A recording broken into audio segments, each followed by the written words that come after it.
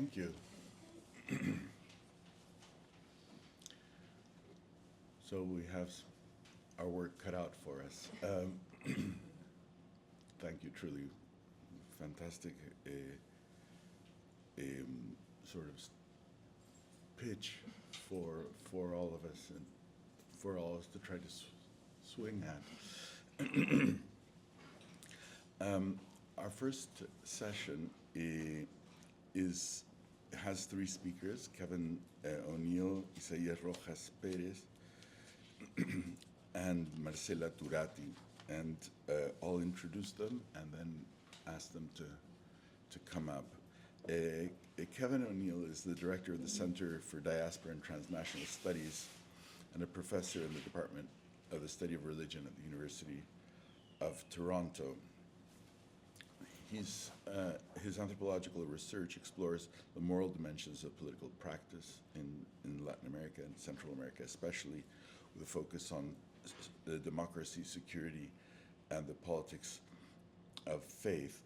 Some of his most famous books really include City of God, which was, I believe, his first one, on Guatemalan megachurch, Secure the Soul in 2015, Hunted in 2019, which is a work on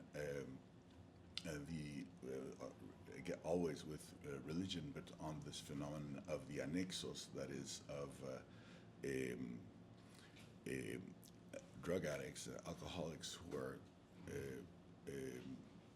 essentially imprisoned in an informal system of captivity, and this is a huge phenomenon that has had really quite insufficient attention, including quite insufficient statistical attention in terms of the problem raised by Emily just now in terms of governmental sight and ignorance, willful ignorance. And so this book is actually a landmark book on that subject. And The Art of Captivity, Arte del Cautiverio, which he co-authored with our own, if I may claim him, Benjamin Fogarty Valenzuela. Some of you might remember Benji, who was an undergrad here and then got his PhD at Princeton, went on to do quite remarkable work. His work examines how Christian piety operates as a form of governance in Central America, particularly in Guatemala, and how political institutions are reshaped by evolving social forces. In 2021, he was a recipient of the John Simon Guggenheim Fellowship, and he's currently working on two books, the first of which investigates clerical sexual abuse in Central America, focusing on U.S. priests relocated to Central America to evade accountability. The second is an ethnographic study of traffic in Guatemala City that rethinks security, mobility, and infrastructure in Latin America. Kevin is also the editor of Atelier, which is a very well-known book collection and quite innovative in terms of its methods for working with authors, that is published by the University of California Press. I'd also like to say that Kevin started some years ago an initiative around evasion that brought in Naor and colleagues from Jat and Dua from the University of Michigan, and created a kind of network that includes our department, Michigan's department, and a little bit Princeton, although so delighted to have Kevin here in the conversation. Our second speaker, who I'm just meeting today for the first time, is Isaias Rojas-Perez, who's an associate professor of anthropology at Rutgers in Newark, and who engages on a range of social and cultural theoretical questions that focus on sovereignty, governmentality, violence, human rights, and transitional justice.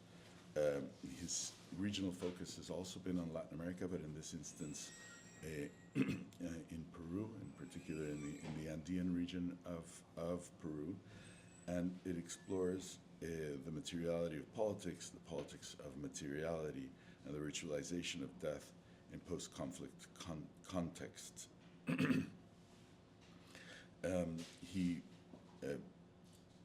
His work feeds on his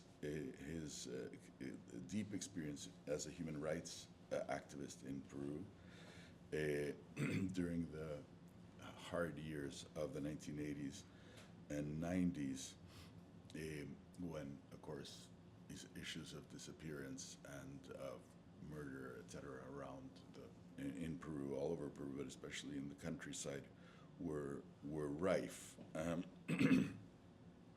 He's the author of Mourning Remains, State Atrocity Exhumations and Governing the Disappeared in Peru's Post-War Andes, which was published in 2017.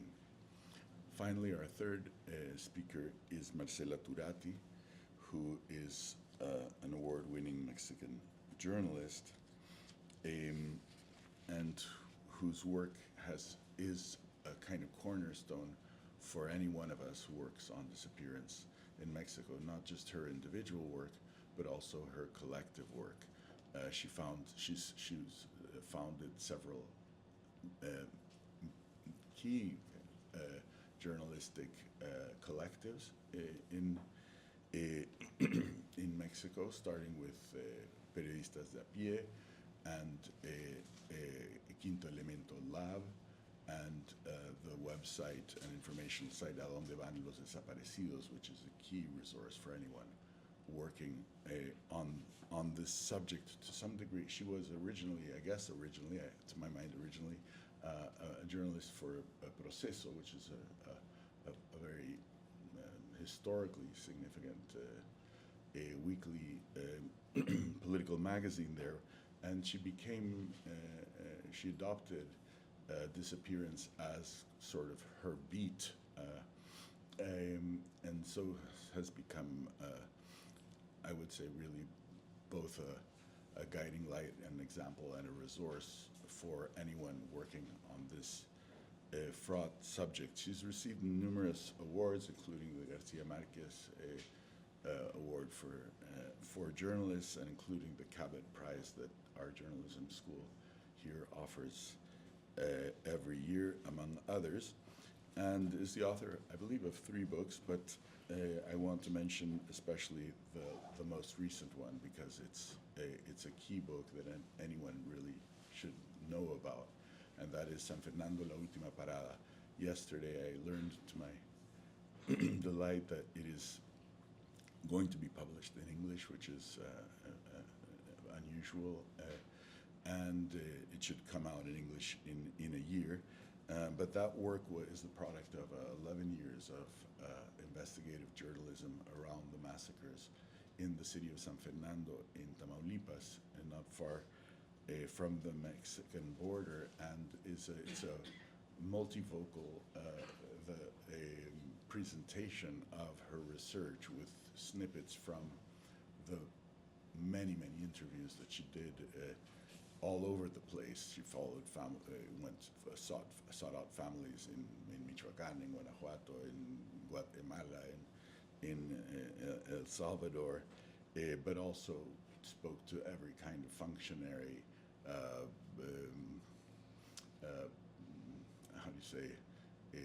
funerary home owner, local merchants in San Fernando. Extremely complicated work that she did there, and the gestalt kind of the whole thing produces a view of disappearance and the dynamics of disappearances that I think has no equal. So we're truly privileged to have her here. So thanks to all 3 of you for making the trip.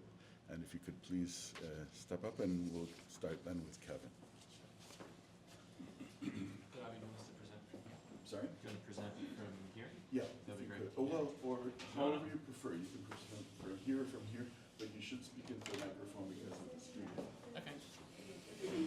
Here's fine.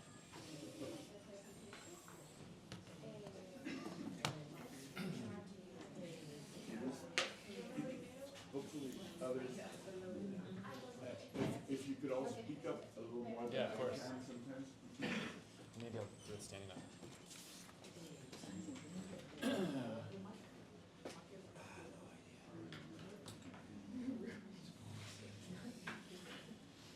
Thank you so much. And for those in the back, definitely let me know if you can't hear me.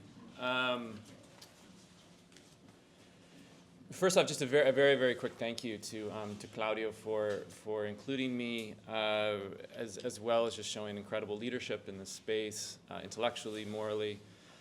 It's always fantastic to come here and think with Claudio's questions. I haven't yet been able to introduce myself to Emily, though that paper was fantastic, and I'm excited to talk, especially about children, which is a big part of my research right now. Maria is obviously fantastic, and we will hear that throughout the day, but it's really been, she's super responsive, which is great. Yeah, as Claudio said, so most of my research is on religion and politics in Guatemala. About a quarter of it takes place within the carceral system in Guatemala, my fieldwork over the years. I have this case and this observation about a growing phenomenon that I haven't been able to really think about when I got this invitation. I think this is the right conversation to insert it. So I'm really thrilled about today and the conversation. And so I will just present it. It's actually not I'll be well under 20 minutes. So, but the question, so where are they? Pretrial detention centers in Guatemala. Law enforcement officials arrested Julio Fernandez, a middle-aged businessman of some financial success, outside his Guatemala City home on October 27th, 2016. A municipal judge would eventually dismiss his 5 counts of fraud, citing a lack of evidence, but not until Julio spent the next 1,805 days in pretrial detention. Held inside a desperately underfunded prison facility, one operating at over 500% capacity, Julio endured 82 postponed hearings and thus waited nearly 5 years for his one day in court. "I've disappeared," he told me on his 243rd day of detention. He said something similar on his 864th day and then again on his 1,268th day. At some point, Julio decided to strike back, pursuing for years a self-directed study of pretrial detention. With nothing more than a pencil and a few scraps of paper, he spoke by his own account to some 400 fellow detainees about their experience of the system, and in the end compiled a series of notes on the abuse of pretrial detention in Guatemala. His observations provide an unexpected answer to a painfully familiar question in Guatemala. Where are they? The disappeared, Julio clarified on his 939th day of detention. We're in jail. It's the phenomenon of forced disappearance in Guatemala that my brief talk today engages, assessing not only the astounding bureaucratic failures that allow individuals such as Julio to be locked up for years without a conviction, but also the weaponization of this administrative incompetence to subtract people from society. Cold War counterinsurgency campaigns during Guatemala's genocidal civil war pioneered the practice of forced disappearance in Latin America, with state security forces abducting, torturing, and killing some 45,000 students, teachers, politicians, children, farmers, priests. It was a systematic practice of violent repression that did not necessarily end with the signing of the 1996 peace accords. Today, more than a quarter century later, criminal organizations, drug cartels, and transnational street gangs not only disappear people in the dead of night, but also experiment with ever more sophisticated ways of doing so. One relatively recent innovation has been to disrupt the legal proceedings of pretrial detainees to such an extent that they disappear from society, to be sure, but also from the system. The hardest part about getting out of jail, Julio explained to me after his release, was proving to government administrators that I was actually inside the jail. This abuse of pretrial detention poses conceptual challenges to scholarship on the state, sovereignty, and the disappeared. There is consensus among scholars that the practice of forced disappearance produces uncertainty. neither dead nor alive, neither present nor absent, the disappeared exist in a suspended state of development. A sociologist probably said it best when he described the disappeared as, quote, those who will always be nowhere. And yet this was not exactly the case with Julio. He was never nowhere. He was also not just anywhere. Criminal actors disappeared Julio inside a very specific state institution, and everyone knew it. His family found him the next day, but they couldn't get him out because Julio, bureaucratically speaking, wasn't there. Riddled with typos and misplaced for months, Julio's case file could not connect him to the very archive that Michel Foucault critiques so well in his work on the modern prison. The carceral state, Foucault famously observes, is always watching, documenting, and filing with administrative and regulatory practices, producing intricate systems of control. Visibility is a trap, Foucault warns, and yet the inverse also seems to be true. Today, criminal actors in Guatemala disappear pretrial detainees by disrupting their archival records. And the net effect is not only a terrifying degree of uncertainty, but maybe also a new understanding of what we might mean by nowhere. Julio's arrest had the feel of an abduction. A pair of uniformed police officers handcuffed him outside of his home in the suburbs of Guatemala City, citing a warrant for his arrest. And then a plainclothes officer emerged from the squad car. He had a gun in one hand and a cellular phone in the other.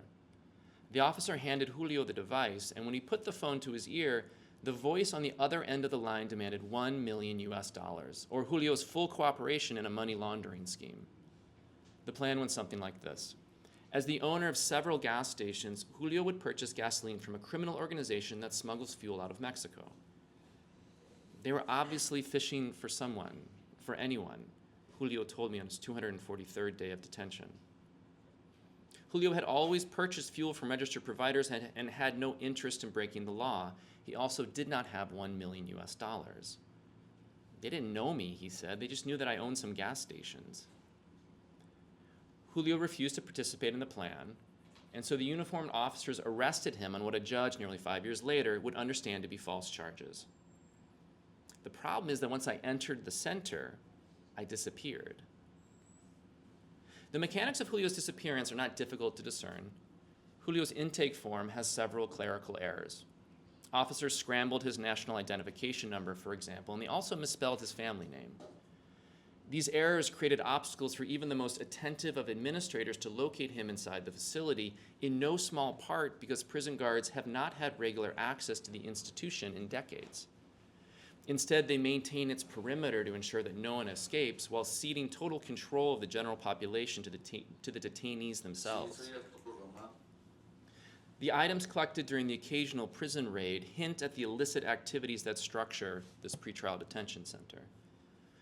On Julio's 432nd day of detention, police officers raided one of the jail's 13 sectors, confiscating 12 pistols, 850 bullets, 37 cellular phones, $37,000 in cash, 4 hand grenades, 10 pounds of marijuana, 12 knives, and a decomposing corpse that had been hastily buried at the edge of a sports field.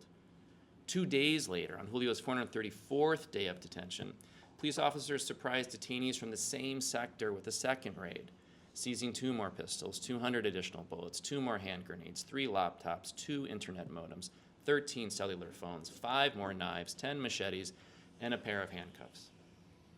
No one really knows what's going on inside this place, Jorge quipped on his 939th day of detention.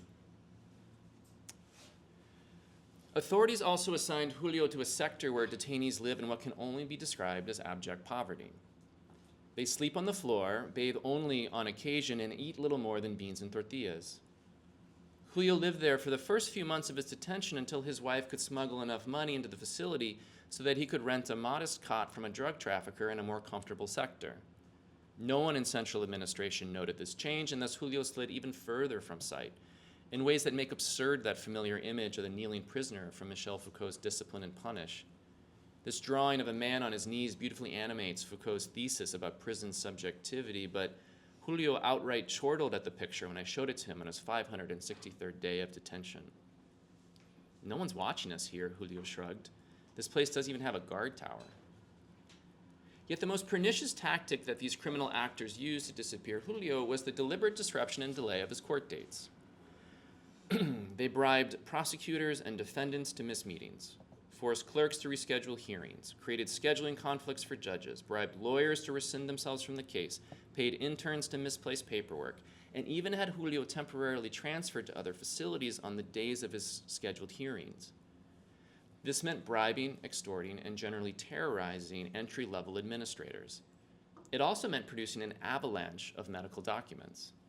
These notes excused lawyers from appearing in court, and yet neither the medical clinic from which these notes came nor the doctors who supposedly signed them exist.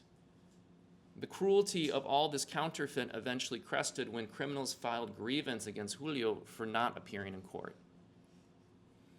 It all took a toll on Julio. By the time we first met on his 243rd day of detention, Julio looked positively shipwrecked.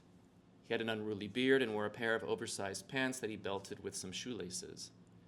His notebook and pencil were the only items that lent him any semblance of coherence. Proudly embodying what Antonio Gramsci describes in his own prison notebooks as the organic intellectual, Julio had already been at work on his study of pretrial detention, enumerating a long list of imperatives for those who might also find themselves abducted and then tortured by the cruelties of this system. Some of his imperatives are practical. Number 23, read the entire arrest warrant and check your name for misspellings. Number 38, never leave the police officer alone with your vehicle. The officer may plant false evidence. Number 82, demand to see your case file, read it, and understand it. A few of his imperatives are admittedly kind of funny. Number 16, if you have more than one romantic partner, only have one of these partners visit you at a time. Other imperatives are heartbreaking. Number 75, think of your abduction as an adventure on a boat or a submarine. Number 76, do not cry in front of your visitors. They are also depressed. Number 81, you must accept the reality of where you are. This last imperative caught my attention. Where are you? I asked Julio. We spoke in the very field. The Cold War practice of forced disappearance was an archival project in Guatemala. Counterinsurgency campaigns relied on machine guns, cords of rope, and windowless vans to terrorize so-called enemies of the state. But they also used index cards, manila folders, and 3-ring binders. The evidence of this bureaucratic violence is vast. In July 2005, human rights officials in Guatemala City stumbled upon a cache of some 80 million pages of information that detail the history of the now defunct National Police and its role in the country's civil war. These inspectors found metal filing cabinets with improvised labels scrawled in black marker. These operational categories distinguished assassinations from homicides, from kidnappings. Other cabinets held internal police employee files, identification cards, and enormous leather-bound ledgers that contain the names of captured communists. This archive is and continues to be the largest collection of state secrets ever found in Latin America, with the materials providing unprecedented insight into the wartime kidnapping, torture, and murder of tens of thousands of Guatemalans. These documents, at a more conceptual level, also animate how the archive became a means of surveillance and social control during the Civil War, imprisoning members of society with what Foucault would have recognized as the archival equivalent of the panopticon. Today, the post-war phenomenon of forced disappearance is also an archival practice in Guatemala. But rather than the illusion of an omniscient force that always watches, always documents, always files, criminal actors today leverage administrative incompetence to systematically disassociate subjects from the very discursive mechanisms that could render them legible to the state. Julio lives and breathes, but his case file would go missing for months. It was also full of typos. His torturers also never allowed him to speak with a judge, and this lasted for nearly 5 years, during which he couldn't go anywhere, do anything, and most profoundly, be anyone. He disappeared. The only available analog to understand this tactic and its effects comes from those wartime materials discovered back in 2005. Archivists have since established that the National Police throughout the 1980s studiously avoided identifying corpses, even though they often had enough information to do so. Instead, they disappeared thousands of people by burying bodies in mass graves marked XX.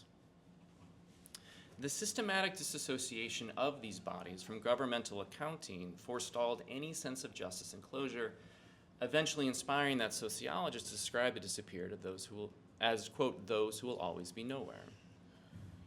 As I move towards a very brief conclusion to an already very brief paper, there is reason to reflect on the conceptual challenges of nowhere.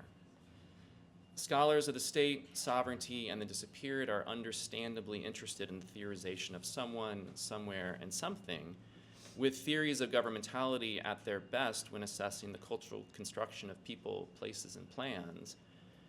The growing literature on the forensic reconstruction of the disappeared, often grave by grave, bone by bone, is likely one of the bravest and most beautiful examples of this interest and presence. It marks a steadfast resistance to nowhere by finally rendering the disappeared somewhere. The case of Julio could enjoy a similar trajectory with his disappearance for nearly 5 years, juxtaposed by his eventual reappearance. But this might miss an opportunity, analytically speaking. The potential line of research and analysis here, arguably, should not just be the recovery of the disappeared, but maybe just as importantly, an analysis of the specific techniques that criminal actors deploy to make nowhere. Here, with the case of Julio, these techniques include missed meetings, rescheduled hearings, scheduling conflicts, misplaced paperwork, and reams of counterfeit medical documents. The confluence of so much administrative confusion generated an absence, a nowhere, that disappeared Julio, terrified his family, and foreclosed any chance of accountability. With an ever-increasing number of Latin Americans living in countries where more than half of the prison population has not yet been sentenced, I think it's imperative for scholars and activists such as us to assess the nowhere in which a growing number of people find themselves. Thanks. Yeah.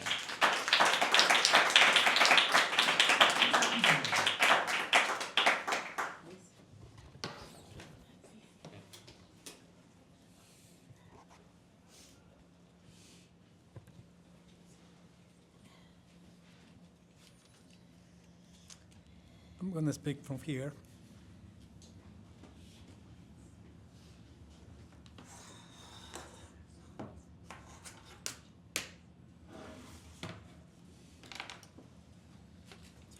No problem. That's okay.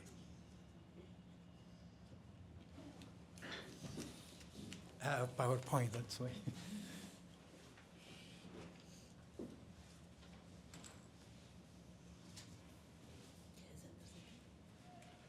That's okay.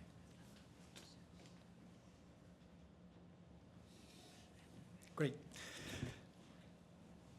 Thank you, Claudio, for this invitation to further specify and conceptualize what theories of governmentality might offer for thinking about the problem of disappearance in Latin America.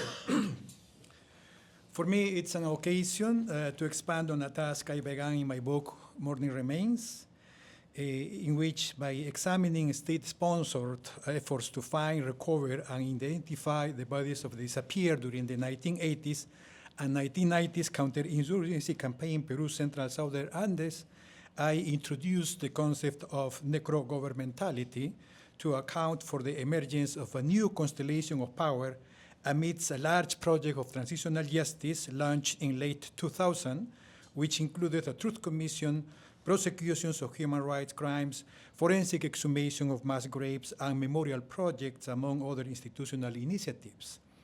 Necro-governmentality, I argued, takes the governing of dead bodies as a means to structure the field of action and speech of survivors and members of society at large as ostensibly free subjects. It stands in opposition term by term to necropower, where one produces disposability through ruthless violence, the other seeks to conduire la conduite, the conduct of conduct, by means of rearranging things in certain ways to certain ends, and thus shape how the recent episode of mass violence should be reckoned with.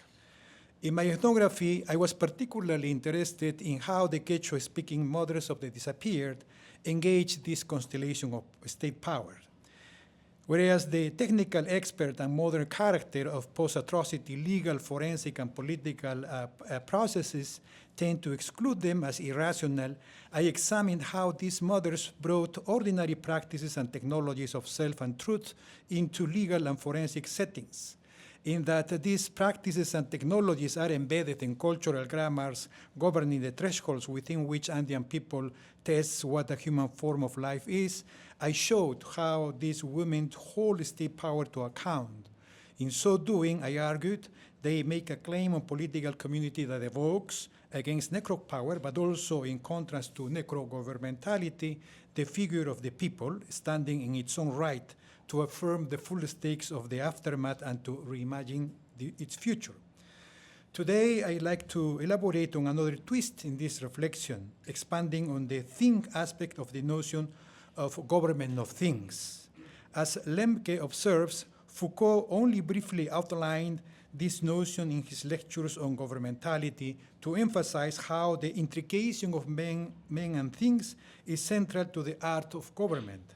Under the label things, Foucault describes relationships that do not rely on a foundational sorting of subjects and objects. On the contrary, as his use of the term subject-object to refer to the phenomena of the population suggests, he questions the contrast between active subjects, humans, and passive objects, things. On the one hand, the population is a material body on which and towards which mechanisms of power are directed. And on the other, it is a subject since it is called upon to conduct itself in such and such a fashion. Specifically, I ask how things belonging to the disappeared are arranged in the wake of atrocity to talk about and engage with such things as memory, time, and state terror. My ethnographic example focuses on the Museo de la Memoria, a small memorial museum that Quechua-speaking mothers of the disappeared inaugurated in 2005 in the Andean city of Ayacucho, Peru. Among the artifacts displayed in this museum, I pay particular attention to the handwriting of the disappeared, exploring what kind of object handwriting becomes when, as in this subaltern museum, it is made to embody the ontologically ambiguous status of the disappeared, those who are neither here, nor there, nor elsewhere. Handwriting carries traces of bodily performance. It is a signature of the uniqueness of anyone initiated into the art of writing, and so, more than other artifacts, such as clothing or personal items, it assumes the position of a quasi-object, to use Serres' notion, challenging the modern binary between subject and object. I show how, in contrast to official representations that frame state violence and disappearances as closed chapter in the nation's progress toward the future, the Museo de la Memoria centers this violence not as a mere relic of the past, but as a haunting reality of the present. As a quasi-object, handwriting poignantly indicts state terror and reminds us that the disappearance is an ongoing event. I further ask what kind of political community it draws in times when distinctions between war and post-war are ambiguous, if not altogether inexistent. A few words to contextualize my case, as this is important for comparative purposes in this conference. Unlike what seems to be happening elsewhere, in Mexico in particular, in Peru, the state maintains a monopoly over the politics and administration of dead bodies. The armed conflict that pitted Peruvian security forces against two guerrilla groups from 1980 to 2000 can be seen as the last episode of Cold War-era politics in the region. The Maoist shining path emerged in the rural, impoverished highlands of Ayacucho, pose a far greater threat. Peru's Truth and Reconciliation Commission, CBR, defined this conflict as the longest and deadliest in the country's history, estimating that 69,000 people were killed or disappeared.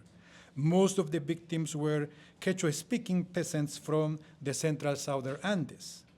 Following the conclusion of the CBR's work in August 2003, Peru's government launched various initiatives to shed light on the fate of the disappeared. One of the most significant was the forensic exhumation of clandestine mass graves in former war-torn areas, driven by three main objectives: legal, gathering forensic evidence for criminal prosecution; administrative, updating state records of life and death; and humanitarian, facilitating mourning processes for bereaved relatives. Yet, the recovering human remains from mass graves scattered across the formidable Andean landscape remains an overwhelming task. But perhaps the greatest challenge is that in most cases, the victims' bodies were shattered beyond recognition, making post-mortem individualization and identification nearly impossible. Arguably, in response to this slow progress, in 2016, the government passed law titled Ley de Búsqueda de Personas Desaparecidas to facilitate the humanitarian search for those who disappeared during the internal war and to decouple this search from its legal and forensic anchors. A special office within the Ministry of Justice and Human Rights created under this law was tasked with several responsibilities. First, it was to establish an archive of disappearances by creating both a register of the disappeared and a genetic bank. In November 2023, this office reported a list of more than 22,000 Peruvians disappeared during the internal conflict. Second, it was charged with developing and implementing a national plan to identify potential burial sites and facilitate exhumations. And third, it was responsible for counseling and supporting bereaved relatives, helping them navigate their mourning processes. This bureaucratic, legal, forensic, and humanitarian centralization of efforts to shed light on the fate of the disappeared comes with attempts to dictate how this episode of mass violence should be represented and understood. One such attempt is the Lugar de la Memoria, LUM, the national memorial located in Lima. A section of this museum is dedicated to the disappeared. But as I show in the longer version of this paper, in contrast to what the Ayacuchano Museo de la Memoria does, at the LUM, personal artifacts are transformed into depoliticized and passive objects of knowledge, designed to spark visitors' curiosity and will to know, provided that they do not surrender to these artifacts' affective force.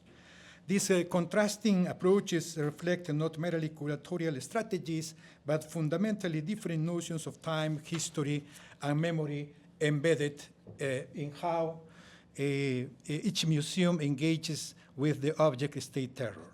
The LUM as a nation-making device frames state terror as a closed chapter in the nation's progress toward the future.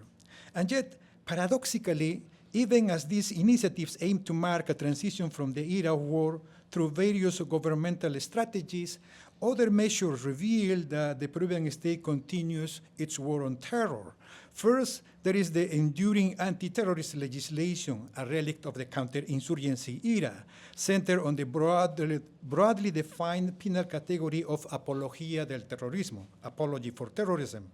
This provision allows prosecutors to charge Peruvians who, in their judgment, appear to justify or promote ideas aligned with terrorist groups or engage in speech acts deemed to condone terrorism. Second, there are efforts to institutionalize impunity by reshaping Peru's human rights legislation to benefit state officials prosecuted and sentenced for human rights violations. Finally, there is the sovereign power to disappear the bodies, dead bodies, as established by a law passed in September 2021 following the death in prison of Abimael Guzman, the Shining Path's top leader. His corpse was never returned to his family for burial. Instead, it was cremated and his ashes were scattered in an undisclosed location. The same fate befell Miguel Rincon, another guerrilla leader who died in prison last December. So how to navigate this paradoxical temporality of the finished and unfinished pasts in which state power dwells to produce and materialize its sovereign and governmental effects? The Museo de la Memoria was inaugurated in 2005. 2 years after the release of the Severres final report. It is housed in a 3-story building on a street corner within a residential area on the outskirts of downtown Ayacucho. Visitors will find it easily. The facade of the house stands out due to several murals depicting horrifying scenes of the internal war, particularly focusing on state violence. The museum occupies the 3rd floor of the building. Visitors enter through a small door on the side of the street and step into a modest courtyard featuring a striking installation. One wall holds a shrine adorned with seasonal offerings, presided over by the humble wooden cross that the mothers once carried through the streets during the darkest moments of the counterinsurgency campaign. On the opposite wall, an installation of metal scrolls bears the names of some of the disappeared. The main exhibition area on the 3rd floor is accessible via narrow cement stairway. Over the years, the artifacts have been rearranged, but they are generally organized into 3 thematic areas. The first explores the history of violence through an installation that combines images, timelines, and recreations, including a replica of a wartime interrogation and torture dungeon, as well as life-size reproductions of a more recent development, the forensic exhumation of clandestine mass graves at Los Cabitos, the regional headquarters of the counterinsurgency, where many of the disappeared were last seen. The text accompanying these exhibits is drawn from the Severres final report, emphasizing that this museum is not simply an oppositional project that rejects the work of state institutions on principle. Yet it does not merely mirror the official narrative's regime of intelligibility. Instead, it selectively engages with the Severres final report, foregrounding its evidentiary aspects to counter denial in Peru. The next section considers the core of the exhibition, displays installations that combine photographs of the disappeared with their personal belongings and clothing, complemented by artwork.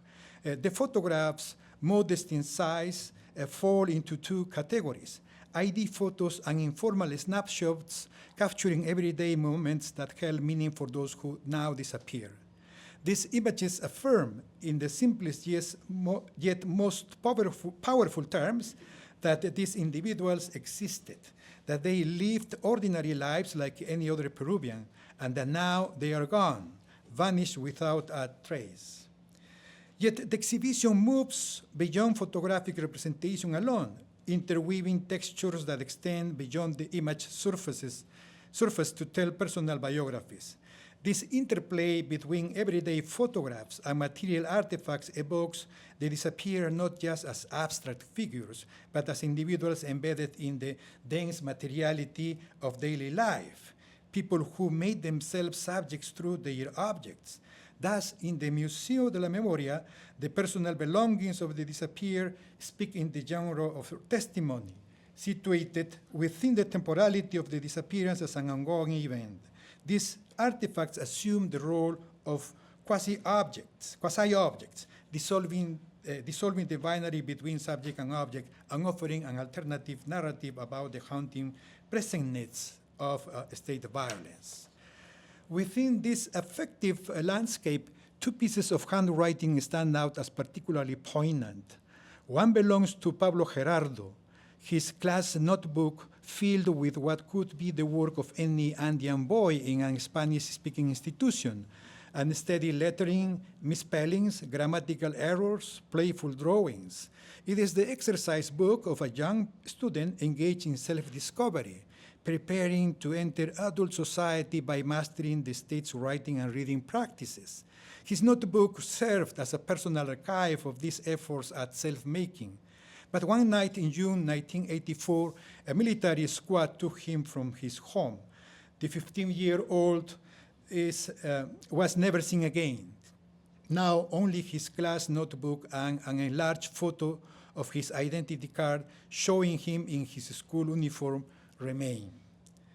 In his reflection on fieldwork notebooks, Tausig comes closer to the notion of quasi-object. He writes that the notebook is actually an extension of oneself, if not more self than oneself, like an entirely new organ alongside one's heart and brain, to name but the more evocative organs of our inner self, end quote.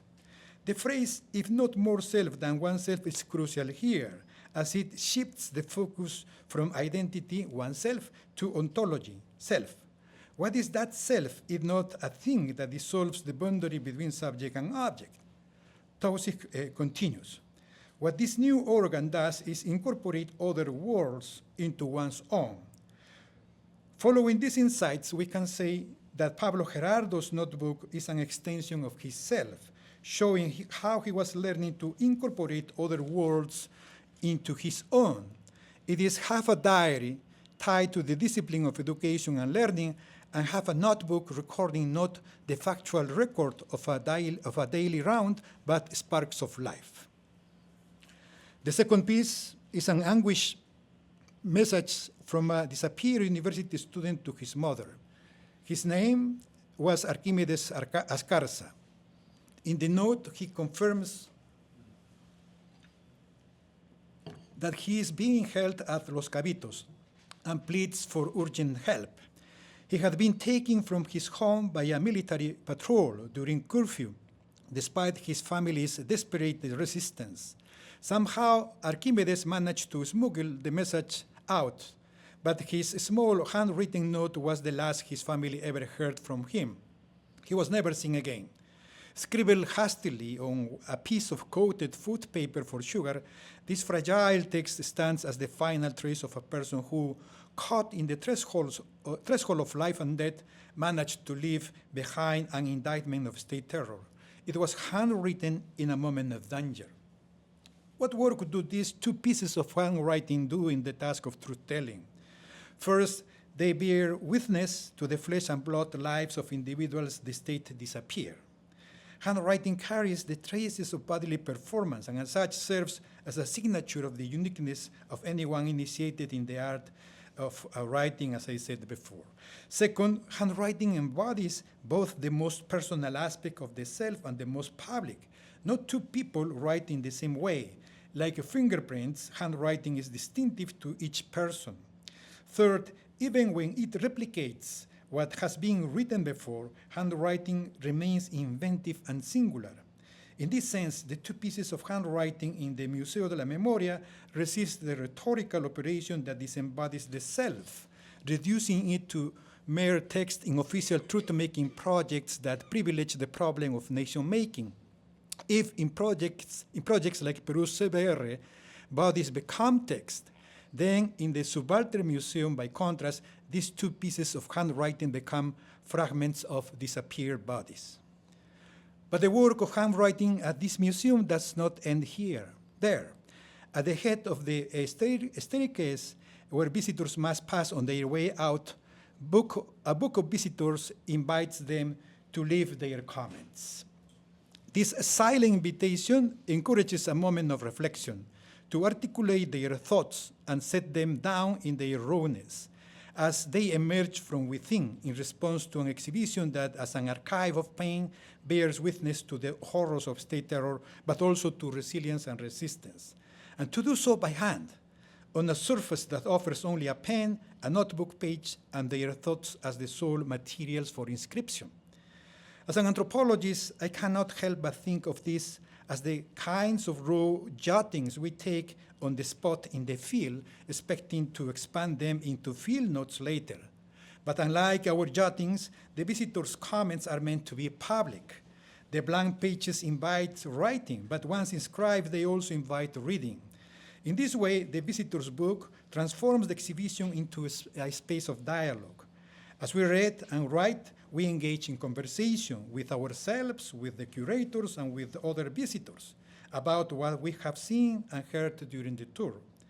A quick glance at comments written between January and May 2024 reveals the kinds of reactions the tour elicits and the intertextuality at play. Most express sympathy for the mothers and describe how deeply the exhibition moved them, reiterating familiar tropes, the call for never again, the insistence of not forgetting, and the importance of learning from history to prevent its repetition. In this sense, these handwritten statements become part of the exhibition itself. As Noy argues, museum visitor books offered within curated environments invite and enable visitors to, quote, become rhetorics and to engage in ritualistic and public modes of writing. Upon doing so, visitors become participant, contributing members of a community, and their text instantly join the institution's material and textual rhetoric, end quote. In this way, handwriting in these books emerged as a political action. But among these handwritten notes, some emphasize a critical idea, moving beyond the reiteration of tropes like never again or not forgetting to highlight how the kind of society Peru has historically been underlies this episode of violence. A few explicitly connect this history to the present, alluding to contemporary state-sponsored killings during the repression of recent social protests in the region. By linking past and present state violence, these comments bring the street into the museum. The surface of the notebook's pages thus becomes a kind of seismograph, registering the political tectonic movements unfolding in the region and across the country in real time.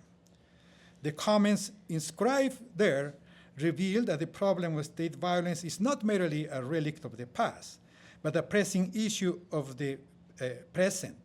In this contemporaneity of the past to which the Museum de la Memoria responds as part of the broader arrangement of things through which the mothers of the disappeared respond to the work of necropower. To conclude, allow me one last connection.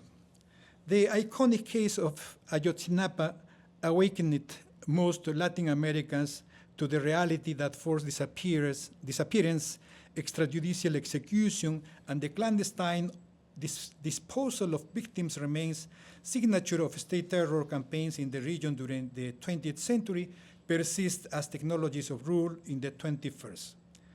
The transitional justice projects launched across the region in the late 20th century with their promise of never again led many to believe that mass state violence was truly a thing of the past.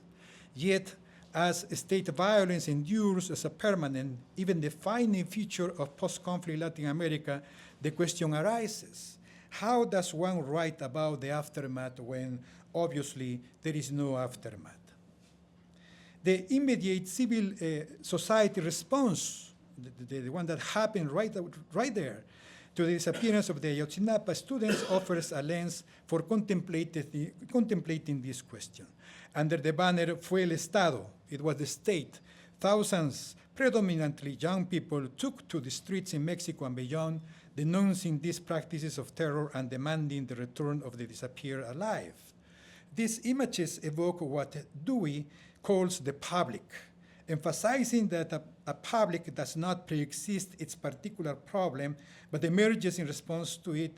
He argues that the public is a confederation of bodies drawn together not by choice. It is not a voluntary association, but by a shared experience of harm, one that over time crystallizes into a problem. The broad solidarity with the relatives of the Ayotzinapa students demonstrates that a public form around harm is not limited to those directly affected. A public can coalesce around the problem of truth-telling, of speaking truth to power, and of collectively expressing intolerance of state terror. Following Gordon, we might call this a hunted public, a public moved to act. Here, I return to handwriting and the streets, addressing state violence.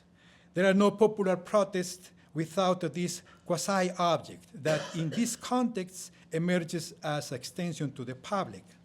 Like an entirely new organ alongside its hair and brain, to paraphrase Tausig, an organ that gives voice to the public, hastily drawn on scraps of paper or cardboard, handwritten picket signs carried slogans, some old, some new, all converging on a single urgent and all demand, Dónde están? In other words, while denouncing the state, Fue el Estado, people handwrote their demand for state institutions to account for the disappeared. Here, handwriting becomes an act of truth-telling, a vehicle for speaking truth to power. I close with a question, the same question that Emily was asking, and I have no response for that question yet. What can anthropology learn from these subaltern ways of engaging state violence? How do our conceptual frameworks intersect with these popular struggles? In what ways does our writing contribute to the formation of a public, a people, who not only respond to necropower but also escape necro-governmentality? Or the people, or as Foucault would have it, to affirm and reinvent the very possibility of a true never again. Thank you very much.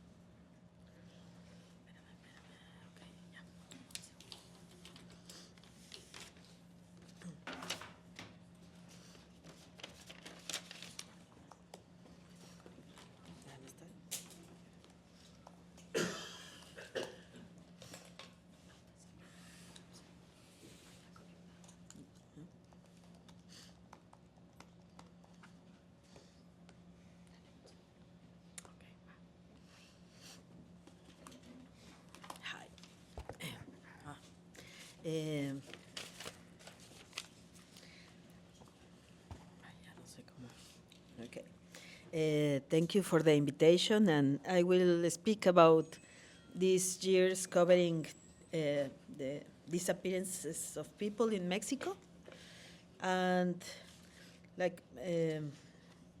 and what we journalists have found, and also an investigation, a case that I have followed like 12 years about the disappearances in the border with Texas. But I will use some of the images of what we have published. I work in Quinto Elemento Lab, organization that I co-founded with other colleagues. And in this organization, investigative, we created ¿A dónde van los desaparecidos? That is the topic, the disappearances is my topic since 2008, when the war on drugs arose. But I can tell that since 2000, when the government folks arrived to the power, and it was the political transition in 2000 when the PAN governed Mexico, it was the first time that I had to cover the disappearances of the past, that we call that like that, the dirty war disappearing people. But in 2006, when Felipe Calderón came to the power, and he militarized as a political strategy. So we saw, we have this evolution of disappearances. Maybe okay. So we start seeing since 2008. We in the newsrooms in Mexico and in my newsroom in Revista Proceso, many people came and say that they have people, their relatives were not, they never returned. So the first, it was in the north, no? Okay, before, in the 90s, we have in Ciudad Juárez, that is in the top, we have these disappearances of women, all the case of feminicides. But in 2008 is this explosion, no? So the people came and say that many of the people say that the militaries or the federal police took their relatives, their son, their children, but the government always, the answer it was that they maybe would be, they were guilty of something, or they were involved in cartels, no? And we have a lot of also many women, mothers who came. They say that they didn't know nothing. They just it's like he disappeared, his son disappeared, her son disappeared, and they say like there is no trace. I don't know nothing. He just didn't come back, and so with this in the north, first in the north of Mexico, we start seeing like this big problem, and since 2010 or 2009, the first collectives of parents come together and start asking for the government to look for them. But in 2011, it was this big mass movement called the Movimiento por Nuestros Desaparecidos. Movimiento por la Paz, Movimiento por la Justicia, ¿cómo? El de Sicilia. Paz con justicia y dignidad. What is? El Movimiento por la Paz con Justicia y Dignidad. So they first start marching all across Mexico, but only asking for the stop the killings, no? In that moment, they said that 26,000 people. In that moment, they say like, stop the killing. There are a lot of muertos de Calderón, the people who died by this militarization, or this strategy of militarization. But later, in the way they were going to the north, a lot of people came and they say, I have a relative, and this is the picture of my son, and this is my father. So they cross across all Mexico to Juarez, and at the end they say like, okay, there is a lot of people disappear. So I think that this is the first moment when we saw in TV and in the media like the impact of the disappearances, and the president invited some relatives. So I think that in that moment in 2011, the people say like, okay, this is happening, what is happening, because we can saw the relatives sit with the president and talking about this, no? But later, in 2011, we start finding like the big mass graves, no? San Fernando, this is another that we did. San Fernando, Tamaulipas, it was in that moment, that is in the Gulf of Mexico. In that moment, it was like the biggest, with almost 200 bodies that the government excavated. But in different places, we start like looking that many people was buried. And we started, and there were many women and mothers looking for their missing.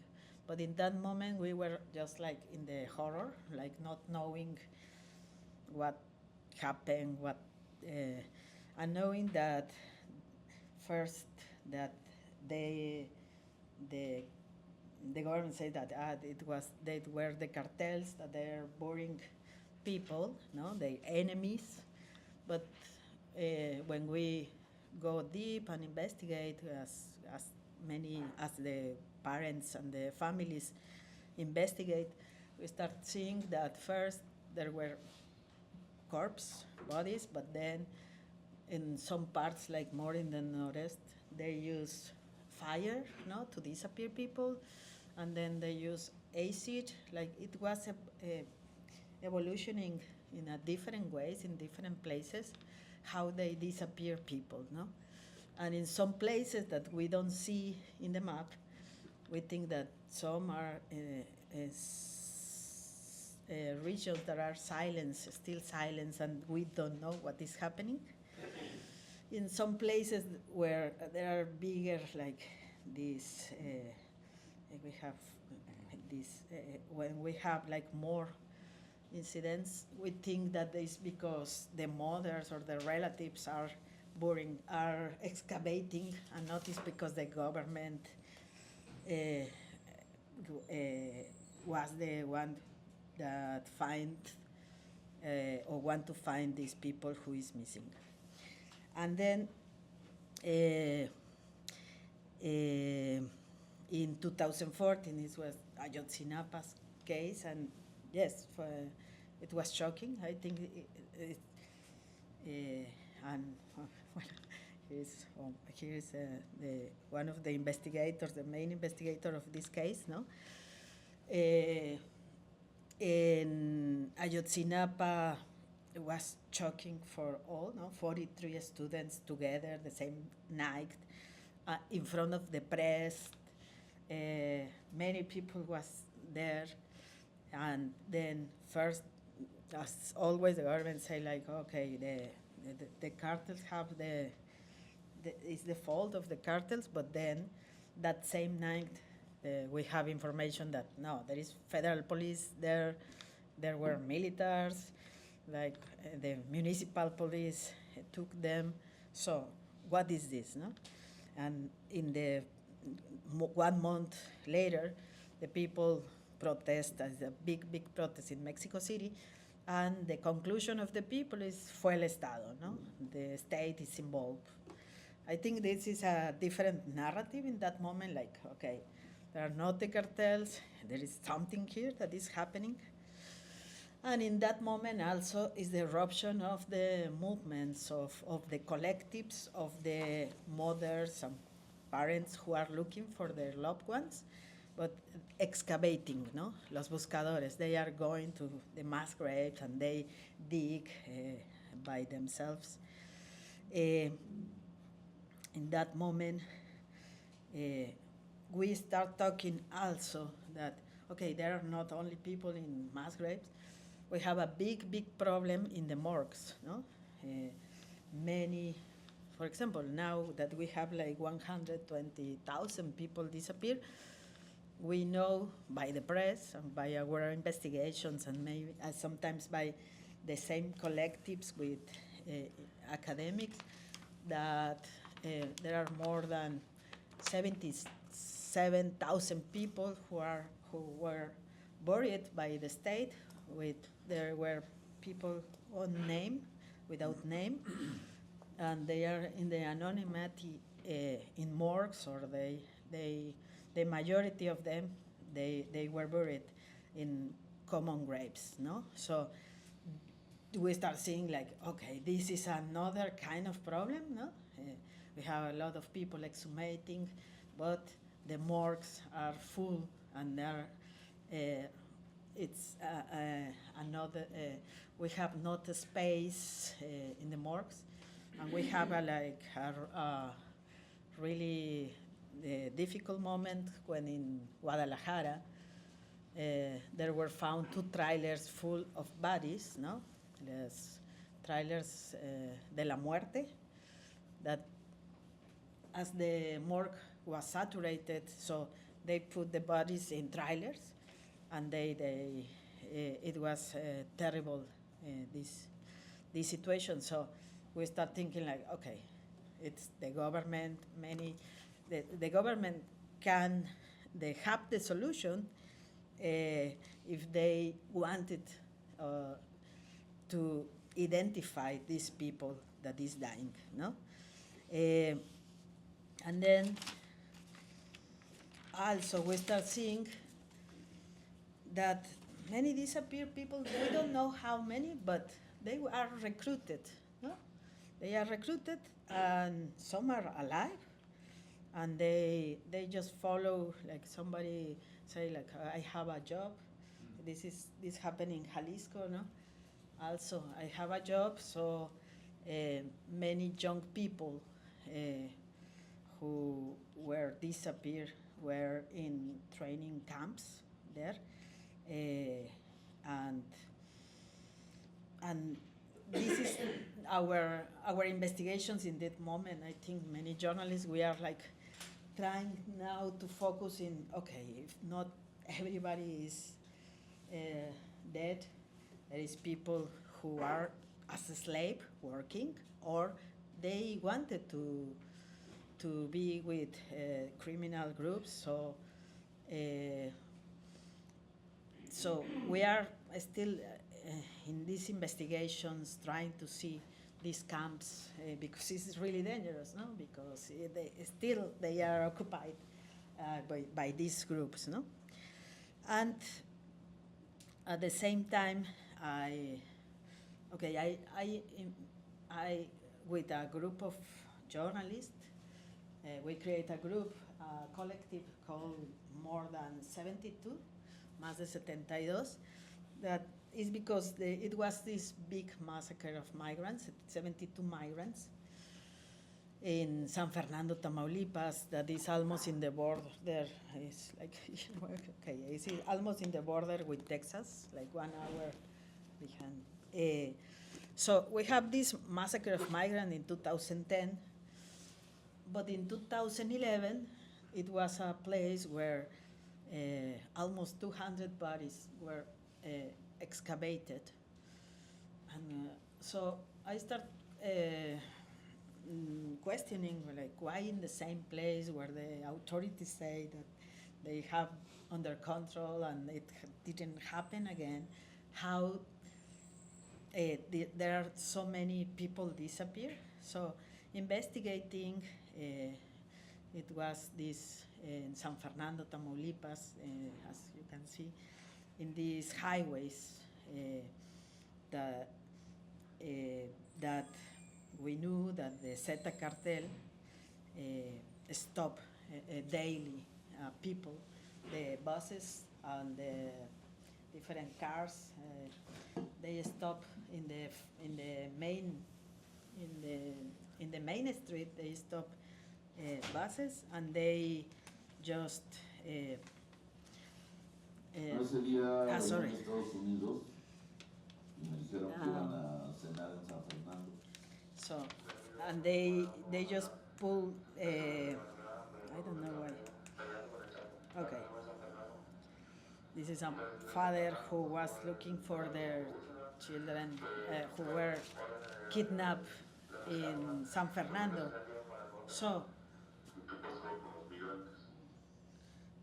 we knew that many of these people who were abducted from the buses and disappeared, they were men, they were young, they were poor, the majority, and they were just passing by this place, and Los Zetas, a group of Los Zetas cartel just abducted, and then some weeks or months later, they were found in some of these mass graves, no? In the government later said that it was not only the Zetas, it was the municipal police, as Ayotzinapa happened later, but it was municipal police who worked with them, the Zetas. So this was an investigation about what happened, what happened in San Fernando on these years, how so many people can disappear.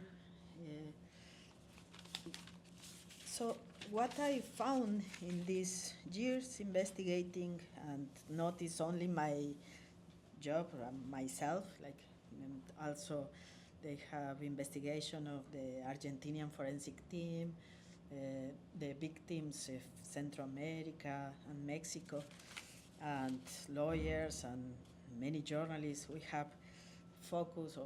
focus a lot in this, in what happened. No? So the explanation that we found of these disappearances, or why they disappear, is first the Zetas who were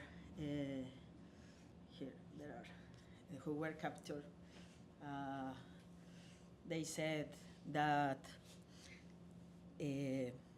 they talk that all these young people who were in these buses, they were enemies, no? That maybe in Matamoros, that is in the border, or in Reynosa, they will be recruited by the Gulf cartel, that they're enemies. So it's like a preventive disappearance. So I just pulled them, and they cannot go to the border, and so it's prefer I stop them and don't for not being recruited by the Gulf cartel.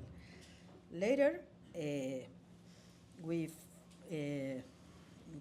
see that there are these kind of preventive disappearances, but at the same time there is another kind of sort for these people. Some of them can be recruited, no? Because they need people from their own war. So there are testimonies of people who say that they were that they recruited people who survived, the strongest people they recruited. Some of the testimonies also are that some people want to be with them, no? Some they have people who go and recruit by themselves, and they want to belong to this group, no? Also, in that place, there are many disappearances or they stop a lot of migrants because it's a place where a lot of migration. So they say that they took many of the victims, and they used they extortion the families. They ask for money to United States. So also they use the cars. They stole the cars where the people are traveling. So they have the money for the cars. They see as each one of these passengers of the buses that they can go to a cashier and take money. So it's easy money for them. So they try to have money, no, to finance their activities. In other cases, it's also to install the terror, the horror in those places, no, because you are my enemy, or you can be my enemy. So in some places, and we saw in Mexico that we have a new wave of people disappear who are, for example, defender of the natural resources. We could find like almost these 39 people who are disappeared, and because they were against a mega project, or they were defending wood or water or whatever. But we can see they are really poor people that they didn't have a picture, and nobody had an index of this another kind of disappearances. That those are for control the territory. And in the same investigation, I found that the government, federal government, when they go to these mass graves and they bring the bodies to Mexico City, they just bury it again, and they didn't identify these people, no? So we have a really, really big forensic crisis for this reason, because the government don't investigate who they are. And I found that some of these victims these young people have the ID in the genes, and the government just didn't make a call. I could go to the family, and I found it like quickly, and the families didn't know about where their relatives were. Nobody called them, or sometimes They incinerated people from Central America, mainly from Guatemala. They incinerate people, and they send ashes, but without knowing really who these remains are. So the people are still not knowing if what they receive is their relatives or it was another thing. Even they say that there were rocks and there were another things that they were not human human remains, no, or human ashes. So what also I found is that some of the mass graves are from the army or from the marine, because they always hide their victims. They kill in these places, and they hide and they bury people. So it's kind of really difficult to say, like, it's only the organized crime. So the same soldier, one soldier that, and the same papers, like, revelate that the government, and we know that some mass graves that in Sinaloa, for example, they have found, the people still have the handcuff because they were abducted by police, no? So it's like really a puzzle to see why somebody is disappeared or who were the perpetrators, no? So that was part of the story, no? For me, it was really important how the same government disappeared to the disappearances, how the government, I think that trying to hiding the violence and try to hide, like, the corpse and saying, like, no, they are not killing, nobody, is not truth. So they just bury it and they just don't identify it. So for that reason, we have this big problem, no? We saw that the government, in the other of the findings is that everybody knew about these abductions and that they disappear people and they kill people. The Los Zetas did it in front of the people in San Fernando, no? Everybody knew, and everybody say, like, okay, yes, I knew, but we were also really afraid. We were terrified. They killed a lot of our people. They disappeared a lot of our young people. So we could not say nothing, and I don't know. I am still, like, thinking what was the role of the army or the marine, the municipal police. They say, like, okay, we were. They say, like, we were not with them, but they didn't explain what was the role. The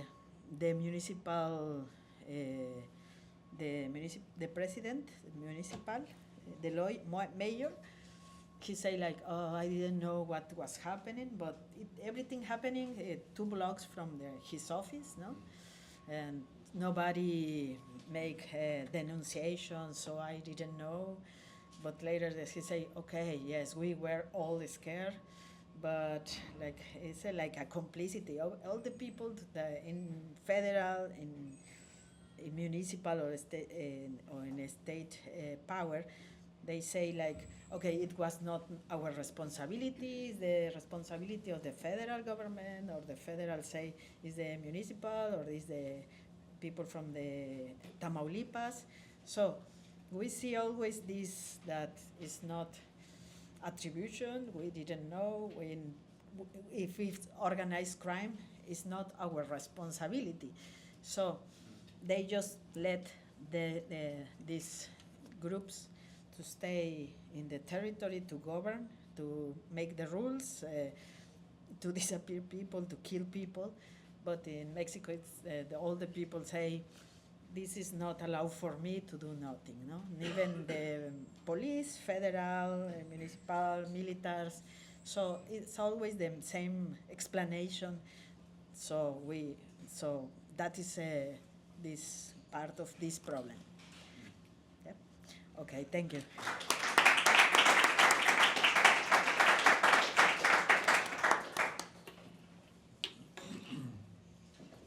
Thank you so much. Gracias. Gracias. Thank you so much for those interventions. We have barely a half hour before the next session starts. I would suggest maybe 25 minutes. I would favor, if that's all right with everyone, hearing questions or comments, as many as we can, so that even if we can't get them all aired, there is going to be lunch served across, so that there can be some responses that are delivered informally by some of the speakers, and I would rather prioritize hearing the questions, if that's all right. So the floor is open. Luisa. I'm Luisa. Thank you so much to all of you for fascinating, though also very troubling papers. Kevin, I had a question for you. As I was listening to you describe the pretrial detention sort of horrible situation, I was wondering, perhaps drawing as well from your earlier research, I was wondering whether the people who are stuck in pretrial detention, whether they use religious metaphors or categories to understand the position they're in, because it sort of sounded to me like it was maybe something, their situation was more like limbo or purgatory rather than sort of the categories of the state, which didn't even really want them to be there anyway. I have to say, I was also thinking of limbo. Yeah. Other comments, questions? Noor? Thank you, Luisa. Thank you very much for the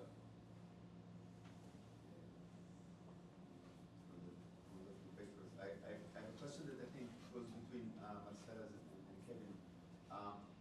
There was a sense that in your analysis of what would make somebody disappear rather than kill, or disappear rather than do something else, sometimes there was, the explanation was it was in order to hide something, and sometimes it was in order to signal something. Marcela, for you right now, when you spoke about the military or the Navy, it was simply you were saying somebody would make a body disappear because they're trying to hide something. In other cases, definitely in the case of Kevin, but also in the case of the cartel, to disappear was to signal some kind of power. I wonder if that distinction between signaling and hiding, and of course they will be combined, differ when you're thinking about what you call the state actor or the non-state actor. Because the extremity, I think you have kind of they're going at each other states of terror, but on the other hand you have the simple thug who wants money for the how they have to. Millie? I think I wanted to ask a follow-up question on about signaling and terror through signaling and its relation to memorialization. Because when I was hearing about this handwriting, which is so beautiful, as you describe it here, I was thinking about this time a couple of years ago. I went to a memorial for a concentration camp in Croatia, Janáček, and there was a guest book, and the guest book was full of neo-Nazi slogans. So I had this very vivid experience of the way that the memorializing gesture, even if it seems like it's in the past or settled or that we know what it means, it's also open to resignification. So I wonder about that.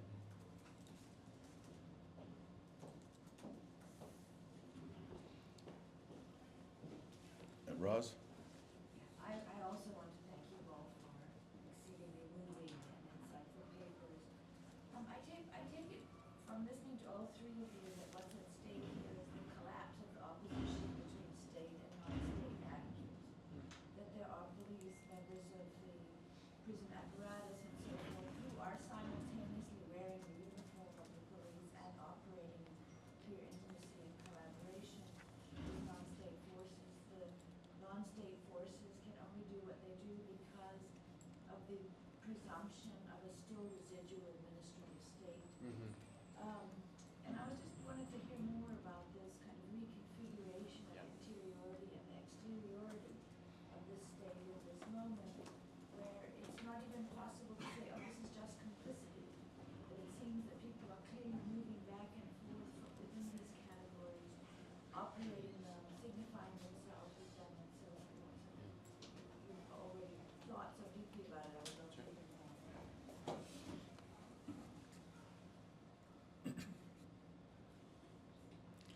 also had a brief comment question to Kevin's suggestion that I thought was extremely fertile for thinking about the production of what was it? Not exactly non-places, but nowheres, which resonates, I think, a little bit with Luisa's parallel with limbo. I do think limbo better than purgatory, because purgatory, there is the notion of purgatorial fire, that is that there's a purification that's supposed to happen there, and in this case, not particularly. They're just there, which is always the thing with limbo, and the idea of thinking about these around this problem of generating nowhere, I thought was very, very useful. And just a note that to say that also that this problem of preventive imprisonment, so-called preventive imprisonment, is growing. Certainly in Mexico, they've just amplified by a good rung the causes that you can use to put someone in that position.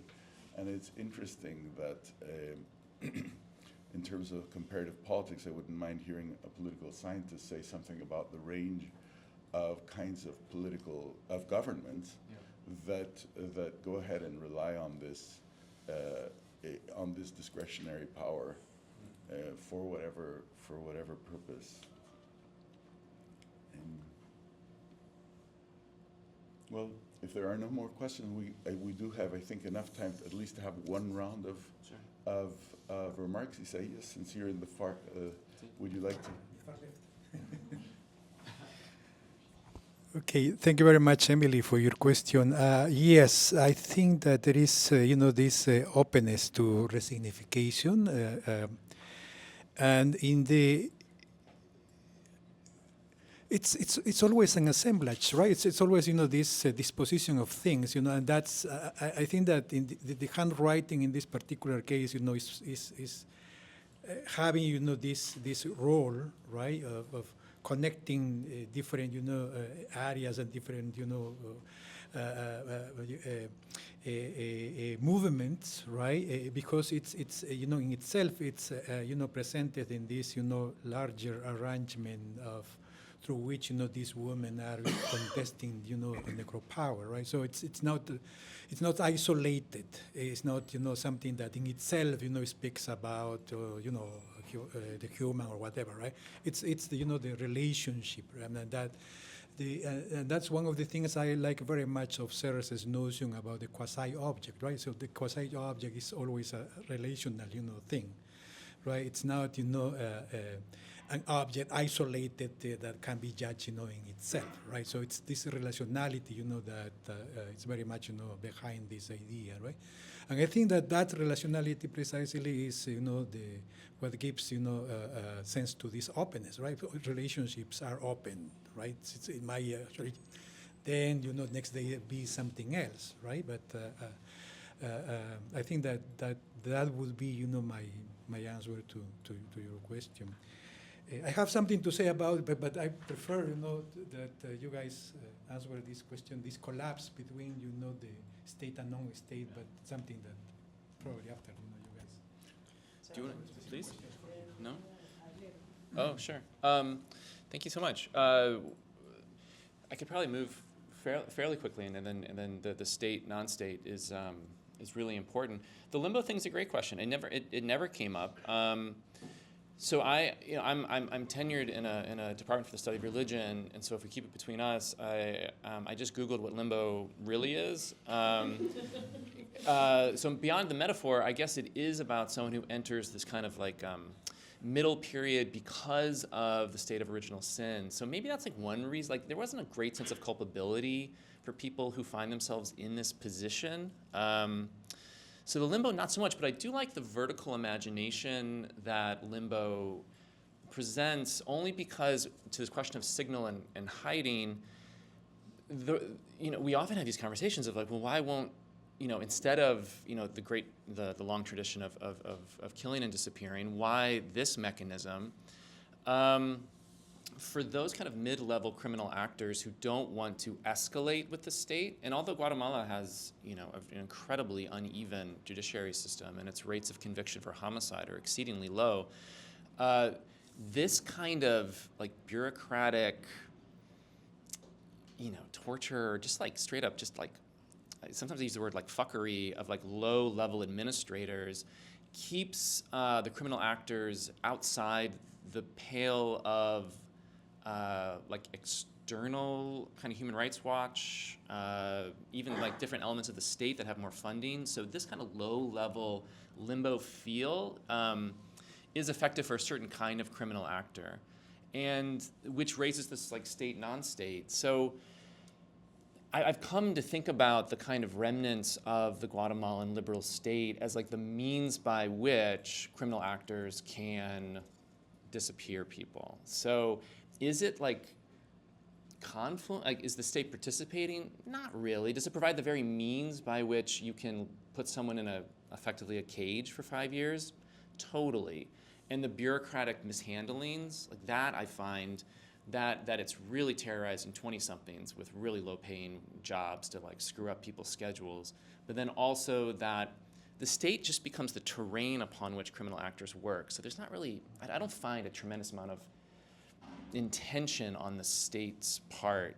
And then this question of nowhere is like, with disappearance, like what, the kind of anthropology that I practice, like what can we do? It's not forensic, but it is thinking conceptually about the location in which people find themselves, which, I'm calling nowhere at this point, and many of my interlocutors call nowhere, but it is built through these like incredibly bureaucratic moments of like the nowhere itself is a space that has its own density because of these practices like handwriting and such. So that would be kind of my quick volley through these. Thanks. About the hiding of signaling. First, we saw this, the first years of this war on drugs. We saw, and maybe you remember, no, all these bodies and all these, the massacres and the pile of corpses and people hung from the bridge and terrible, like always the exhibition of this terror, no? And there were the first years, and until the massacre of the 72 migrants, I think that it was the breaking point of what is happening, no? But later, and we think that they are trying.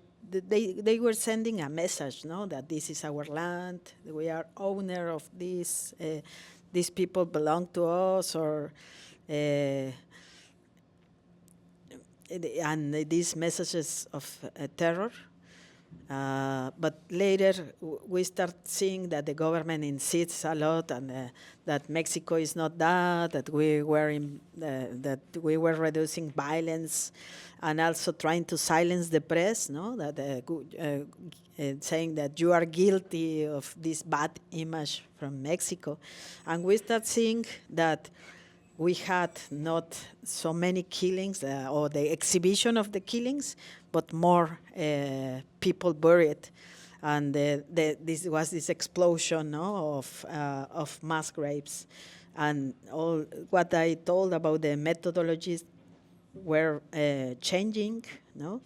And then they were disappearing first the whole body, and then now trying to reduce to a small piece of bone or burn, and I don't know, like to try to don't leave remains. And we always, when we did a map of mass graves, we start seeing like the evolution, no? Because when we asked the government, like, where did you find bodies and where the mass graves were, and the government say like, oh, it's because we don't have bodies. We have 1 ton of small pieces of human remains that there is nothing. Yes, like it's a it has not name, no? We have by kilos. By kilos, what we found is by kilos, and so for us also was really difficult to make numbers and say like in these mass graves are, I don't know how many people, because we don't know these remains of how many people were.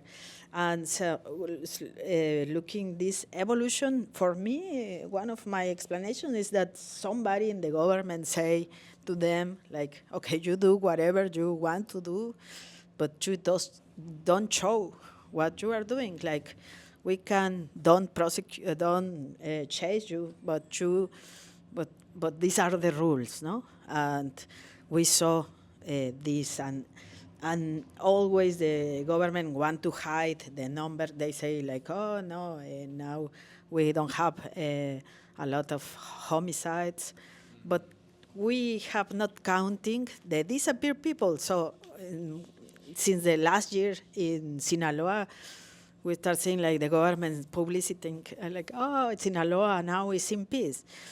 And the mothers and the NGOs, all they were saying, like, okay, but they are increasing the disappear, but this is not a statistical in our, it's not counting. We don't have, for that reason, they always want to raise the registration, and the government tried to erase, and I know that Elena Saola will talk about this, no? But okay, well, that is what is happening, but that is my explanation. And about, I don't know, this, we can see that in many states there is this mix, because you cannot talk about organized crime, like thinking like the cartels, because the organized crime is also in some places are the militaries with the government and the groups, and in each place is like really different, the composition, no? So you have like different, you don't have purity, no? You don't have and the government, in Tamaulipas, we have, for example, two governors, former governors who were in United States charged by drug trafficking, no? And then the whole state, we think that is is compenetrated. It's one of the worst states, and it's really a lot of silence there. So, but the municipal, you never know when you are reporting or you are in ground. It's difficult to know where you are, who are you talking to, if you are talking with the mayor, if he's good or he's bad, or what is the connection, or the government. So it's really difficult, but it's not good people and bad people. It's a mix in every place. Well, thank you so much. Please join me in thanking this.